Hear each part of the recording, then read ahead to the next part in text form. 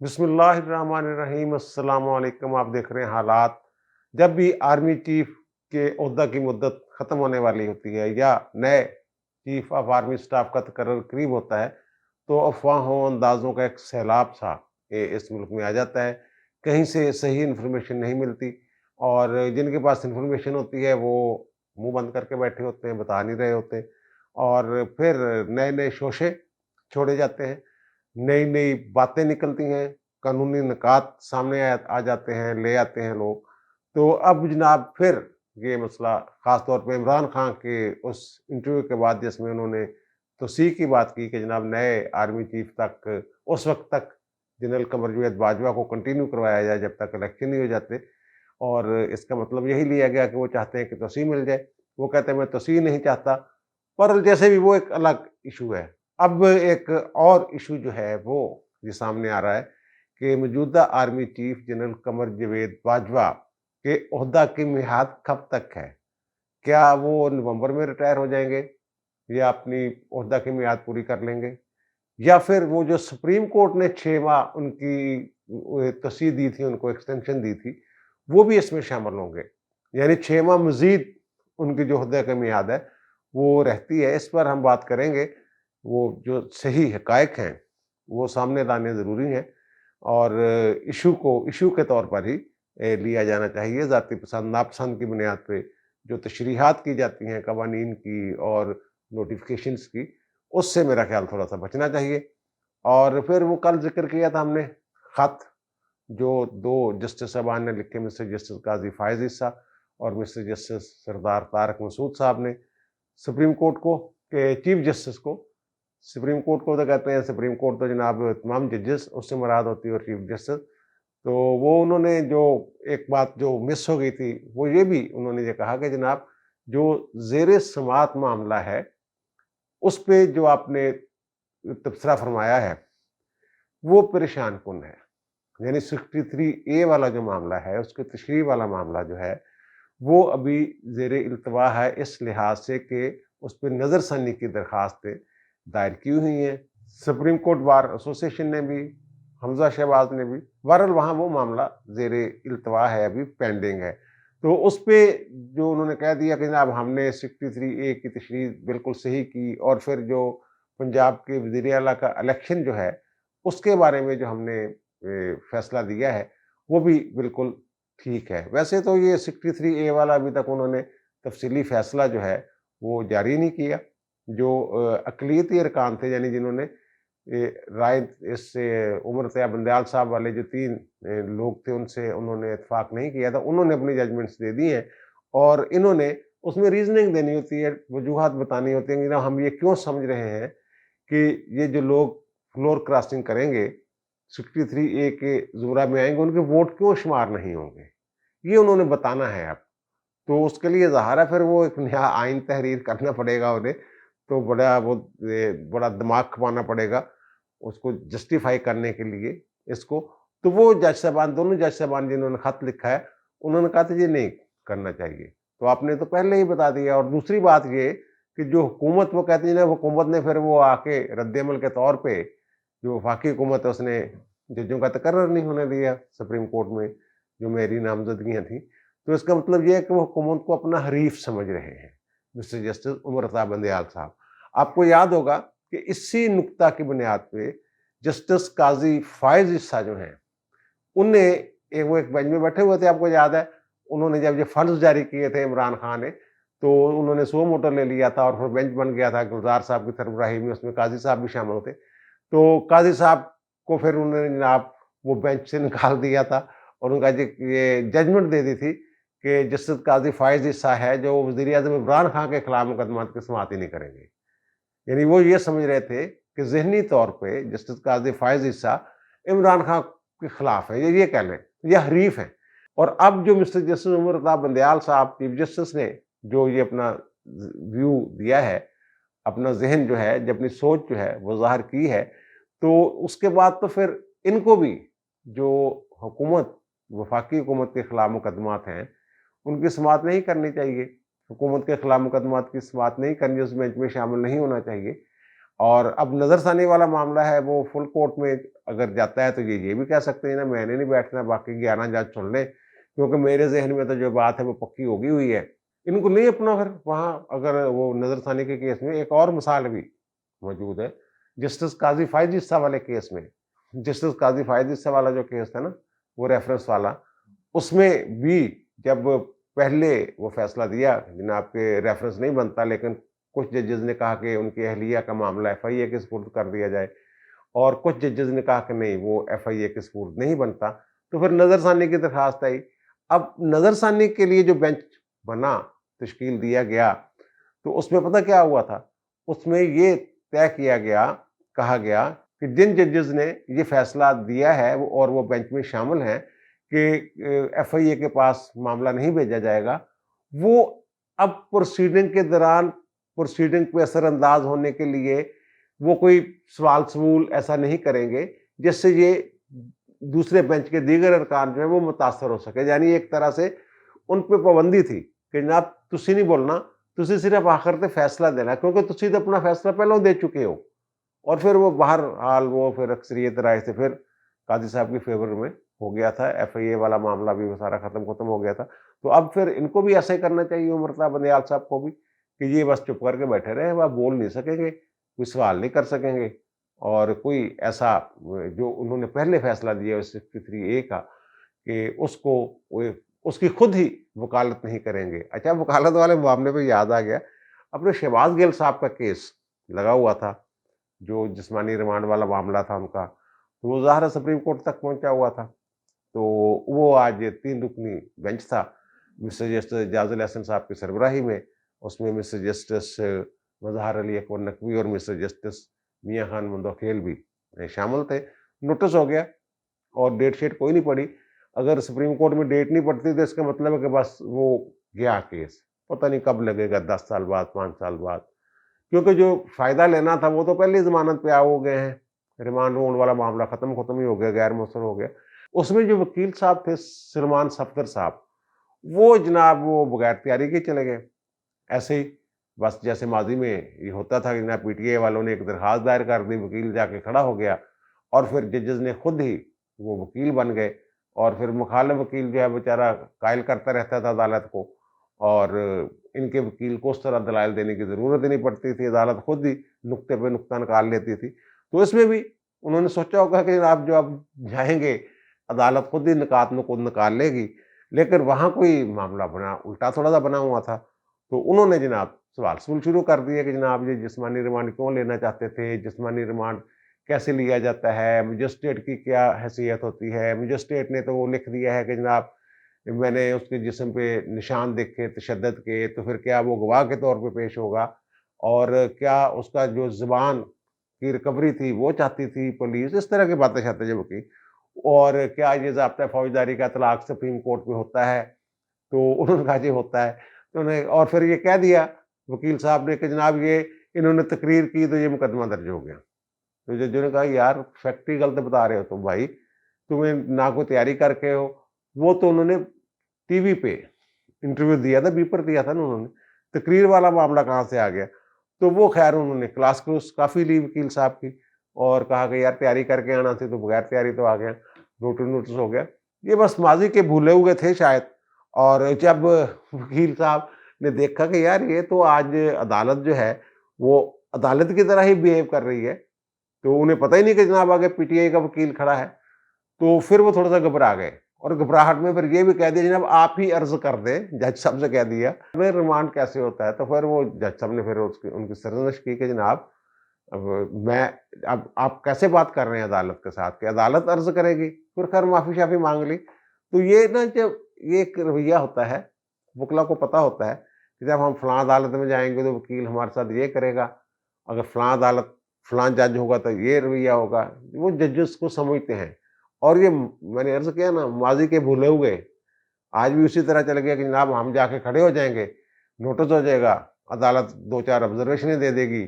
اور بلے بلے ہو جائے گی شہباز گل صاحب کی۔ تو ایک احمدی ڈی طاہر صاحب ہوتے تھے لاہور ہائی کورٹ میں، وہ جو عوامی مفاد عامہ کی جو درخواستیں تھیں بہت دائر کرتے تھے، 2-2 3-3 کیس ان کے لگے ہوتے تھے، اس میں وہ کوئی نہ कानूनी हवाला नहीं देते थे। एक बार सहमी जो दिल में आता था, कुछ सोशल इश्यू लेते थे, उसमें दरख्वास्त दायर कर देते थे। बहरहाल कई अच्छे केस भी, जजमेंट्स भी उनकी दरख्वास्तों पे आई। अच्छा, मैं देखता था यार उसमें कोई कानूनी नुक्ता उठाते नहीं, बस सीधी-सीधी कहानी से बयान करके फाइल कर देते हैं, उसमें नोटिस भी हो जाता है ये वो। वो बाद में समझ आई तजर्बे के साथ-साथ कि वो जो मौज़ू होता था, जिस पे वो अदालत से रिव्यू करते थे, वो अगर जज को पसंद आ जाता था ना, तो फिर जज खुद ही कार्रवाई आगे बढ़ाना शुरू कर देते। कानूनी निकात भी जज साहब खुद ही उठाते थे। जवाब जो तलब करना था उसके निकात भी जज साहब खुद ही तैयार करते थे और एमडी ताहिर साहब खड़े रहते थे। इसलिए एमडी ताहिर साहब की बहुत सारी दरखास्तों में अवाम को रिलीफ भी मिला कि क्योंकि वो जज साहब मामले को समझ गए और जज साहब ने फिर कानून के मुताबिक उसको ढाल लिया उस मामले को। ये भी इसी सोच में गए थे जनाब मैं बगैर तैयारी के चले जाऊँ, जज साहबान खुद ही उसको ढाल लेंगे कानून में। तो भाई जी अब तो वो ये कहते हैं जस्टिस मुज़ाहिर अली नकवी साहब ने जो आप नोटिस लिया था, असवद नोटिस के लिए जो नोट लिखा था, उसमें तो उन्होंने कहा था जनाब सेम ट्रीटमेंट, सबके साथ बराबर का सलूक। अब अगर बराबर का सलूक हुआ है, तो फिर आपको तैयारी करके जाना चाहिए थी। और फिर हमारे जो वज़ीर-ए-आज़म साहब हैं, वो शंघाई जो का ताबन तंज़ीम है, वहाँ वो समरकंद से होके आ गए हैं। तो ये पहला उनका मेरा ख्याल गैर मुल्की या बहुत सारे सरबराहान मुमलकत से इकट्ठा मिलने का या किसी ऐसी कॉन्फ्रेंस में शरीक होने का मौका था और वहाँ वो बड़े ठीक रहे, फिट-फाट रहे और जो भी मुलाकातें हुई हैं चीनी सदर के साथ, रूसी सदर के साथ, ईरान के सरबराह के साथ, उन्होंने हाथ भी मिलाया, मोदी साहब के साथ भी हाथ-वूथ मिलाया है। तो वो बहरहाल वो लग रहा था जो तस्वीरें देखी हैं, फुटेजेज़ हैं, उनमें तो लगता है जनाब वो सारे ही लोग जो थे वे मुस्कुरा रहे थे, मुस्कुराहटें थी चेहरों पे। और फिर जो चीनी वज़ीर ख़ारजा है, उनके साथ जैसे यूएन के सेक्रेटरी के साथ हाथ-वूथ रख के बात कर रहे थे, इसी तरह वो बात करते हुए बेतकल्फ़ी सी ज़ाहिर हो रही थी। और फिर नवंबर में वो रूस का दौरा भी अब चाइना का दौरा भी करने वाले हैं। उन्होंने दावत दी, रशिया के दौरे की दावत भी उन्हें है। तो वो वजह जो मुझे समझ आती है ये है कि जब ये जलावतन थे ना शहबाज शरीफ साहब, तो इन्होंने एक तो बाल लगवाए दोनों भाइयों ने। दूसरा काम जो इन्होंने किया है शहबाज शरीफ साहब ने, इन्होंने गैर मुल्की ज़ुबानें सीखी, बहुत सारी। अरबी, जर्मन, रशियन, चीनी ज़ुबान, ये सारी बहुत सारी ज़ुबानें उन्होंने सीखी। अब वो जब उनसे मिलते हैं ना, तो उनकी ज़ुबान में जब उनके साथ गुफ्तगू का आगाज़ करते हैं, तो फिर एक बेतकल्फ़ी सी, एक ख़ास ईज़ी माहौल हो जाता है। आपने भी देखा होगा कि अगर आप पंजाबी बोलते हैं और ऐसी जगह पे हैं जहाँ पंजाबी बोलने वालों को अगर कोई पंजाबी आपसे मिलता है, तो आप खिल उठते हैं और आपको अपनाइयत का एहसास होता है। मेरा ख़्याल इससे फ़ायदा उठाया है और वादे-वूदे हो गए हैं काफ़ी सारे और वफ़ूद की सतह पे भी मुलाकातें वग़ैरह हुई हैं और जो चीन के सदर हैं वो भी जवाबी दौरा करेंगे और ये जिस दौरे पे शहबाज साहब जा रहे हैं ना, ये वो दौरा है जिसके लिए इमरान खान तरले मारते रहे हैं कि जनाब मैं आना चाहता हूँ, मुझे मौका दे दिया जाए। या वो डैम में चीनी इंजीनियर नहीं कत्ल हो गए थे, तो उसके बाद इन्होंने बड़ी कोशिश की थी इमरान खान ने जाने की, तो उन्होंने टाइम-शाइम नहीं दिया था। तो अब ये जा रहे हैं और फिर एक और भी मौका मिल रहा है इनको, जो अक़वाम मुत्तहिदा की जनरल असेंबली है, उससे भी खिताब करने जा रहे हैं और शायद इसी महीने जा रहे हैं। ये 23 सितंबर को ये वहाँ खिताब करेंगे जनरल असेंबली से और देखें वहाँ खिताब क्या करते हैं, क्या होता है, क्या नहीं होता है और वो अपना जो उन्होंने ये जो शंघाई कॉन्फ्रेंस वाला जो इमेज है, इसको मज़ीद डेवलप करते हैं, क्या होता है और फिर जो ये मुलाकातें वगैरह हुई हैं, वहाँ से इनको क्या मिलेगा, क्या नहीं। वो तुर्की भी आती है, हाँ, वो तुर्की का मुझे याद आ गया। तुर्की भी जो शहबाज शरीफ साहब हैं, वो तुर्की ज़ुबान भी जानते हैं और तुर्किया के सरबराह से भी मुलाकात वगैरह हुई है। तो ये बहरहाल ये एक अच्छी बात है कि वफ़ूद की सतह पे भी मुलाकातें हुई हैं, बहुत सारे मामलात और वो जो पेशकशें रशिया की हैं, वो भी उसमें भी डेवलपमेंट्स हुई हैं कुछ। अब आते हैं जनाब जनरल कमर जावेद बाजवा साहब और नए आर्मी चीफ वाला मामला। अब ये एक तासर दिया जा रहा है, ये बात सामने लाई जा रही है कि जनरल कमर जावेद बाजवा जो हैं, वो 28 नवंबर को रिटायर नहीं होंगे, बल्कि 6 माह उन्हें मज़ीद जो है वो सुप्रीम कोर्ट ने दे रखे हैं تو وہ اس میں شامل کیے جائیں گے، اور اس طرح وہ دسمبر، جنوری، فروری، مارچ، اپریل، مئی 2023 تک بھی بغیر کسی نوٹیفکیشن کے یہ اپنا عہدہ جو ہے یہ اپنے پاس رکھ سکتے ہیں، اور اس وقت تک نئے جو آرمی چیف ہے اس کے تقرر کی ضرورت نہیں ہوگی۔ قانونی نکات نکوت لوگ نکال کے بیٹھے ہوئے۔ اچھا، اس میں تھوڑا سا یہ بتا دوں، یہ 19 اگست 2019 کو ایک نوٹیفکیشن جاری کیا تھا وزیر اعظم عمران خان صاحب نے، اور اس میں انہوں نے یہ کہا تھا کہ انہیں مزید 3 سال کے لیے چیف آف آرمی اسٹاف مقرر کیا جاتا ہے، اور یہ ٹینیور ان کا جو پہلا ٹینیور ہے اس ختم ہونے کے بعد یہ 3 سال ان کو یہ ملیں گے۔ وہ سپریم کورٹ میں چیلنج ہو گیا، سپریم کورٹ نے جناب اس پہ رولا ڈال دیا کہ جناب یہ کس قانون کس اختیار کے تحت آپ نے یہ نوٹیفکیشن کر دیا، وہ نوٹیفکیشن معطل کر دیا انہوں نے، اور پھر یہ معاملہ نومبر 2019 تک عدالت میں رہا۔ آپ کو یاد ہوگا روزانہ جناب آ رہے ہیں جا رہے ہیں، انہیں نیا ڈرافٹ کر کے لاؤ، کس قانون کے تحت ہے، آرمی ایکٹ دکھاؤ، فلاں ایکٹ دکھاؤ، کہاں لکھا ہوا کہ ایکسٹینشن ہو سکتی ہے۔ یہ کرتے کرتے معاملہ پہنچ گیا کچھ شاید میں بھی 27 نومبر یا 28 نومبر تک 2019 تک معاملہ پہنچ گیا تھا، اور نوٹیفکیشن ان کا معطل تھا، اور پھر انہوں نے جو فیصلہ ہے وہ یہ کیا کہ جناب یہ ہم معاملہ بھیج رہے ہیں پارلیمنٹ کو، پارلیمنٹ نے اس معاملے کو دیکھے، اور تاہم جو چیف آف آرمی اسٹاف ہے ان کے عہدے کی مدت میں 6 ماہ کی توسیع کر رہے ہیں، یعنی مطلب یہ کہ 6 ماہ کے اندر اندر پارلیمنٹ اس کا فیصلہ کر لے۔ اگر 6 ماہ کے اندر اندر فیصلہ نہیں ہوتا تو پھر ان کی جو ایکسٹینشن ہے وہ ختم۔ یہ تھا جس سے یہ لگتا ہے کہ 6 ماہ سپریم کورٹ نے دے دیے۔ چلو ٹھیک ہے، اب آگے آتے ہیں۔ یہ جنوری میں بل جو ہے یہ پارلیمنٹ سے پاس ہو جاتا ہے، پہلے قومی اسمبلی سے، پھر سینٹ سے پاس ہو جاتا ہے، اور جنوری میں ہی ان کا وہ قانون جو ہے وہ صدر صاحب کی منظوری سے اس کا گزٹ نوٹیفکیشن جاری ہو جاتا ہے، جو آرمی ایکٹ یا آرم فورسز ایکٹ جو ہے اس میں ترمیم ہو جاتی ہے جناب، اور اس میں وہ یہی کہ توسیع دی جا سکتی ہے، 64 سال کی عمر تک رہ سکتا ہے، 3 سال کے لیے ہوگا، اس طرح کی چیزیں اس میں ساری وضاحت یہ کر دی گئی، اور وزیر اعظم کو اختیار ہوگا کہ وہ کر سکتے ہیں۔ اب ہوتا کیا ہے، اب 6 ماہ اگر وہ دیتے، جو اگر نومبر میں عدالت نے یہ فیصلہ دیا تھا، تو وہ پھر 6 ماہ بعد نوٹیفکیشن ہونا چاہیے تھا، جو بھی ہونا تھا۔ جو نوٹیفکیشن ہوا ان کی ایکسٹینشن کا وہ بڑا اہم ہے، اس کو دیکھنے کی ضرورت ہے۔ وہ اگر سامنے ہو تو ساری چیزیں کلیئر ہو جاتی ہیں کہ ان کی ایکسٹینشن کب تک ہے۔ جو سپریم کورٹ ہے اس نے 6 ماہ ان کو اس لیے دیے تھے کہ 6 ماہ کے اندر اندر وہ قانون بنا لیا جائے کہ ایکسٹینشن دینی ہے یا نہیں دینی۔ اگر یہ قانون بن جاتا کہ ایکسٹینشن نہیں ہو سکتی تو پھر انہوں نے 6 ماہ تک کام نہیں کرنا تھا۔ وہ ججمنٹ جو ہے وہ پڑھ لیں، وہ 6 ماہ تھے قانون بنانے کے لیے کہ اس مدت کے اندر اندر قانون بنا لیا جائے۔ وہ ان کی ایکسٹینشن نہیں تھی کہ قانون ہوتا کہ جناب یہ ایکسٹینشن ہو ہی نہیں سکتی، قانون یہ بن جاتا اور یہ وہ عدالت کہتی نہیں 6 ماہ کام کریں گے، نہیں نہیں نہیں، ایسے نہیں تھا۔ جنوری 2020 میں وہ جو قانون ہے وہ بنا تھا، اور پھر فروری 2020 کو نوٹیفکیشن جاری ہوتا ہے جنرل قمر جاوید باجوہ کی مدت ملازمت میں توسیع کا،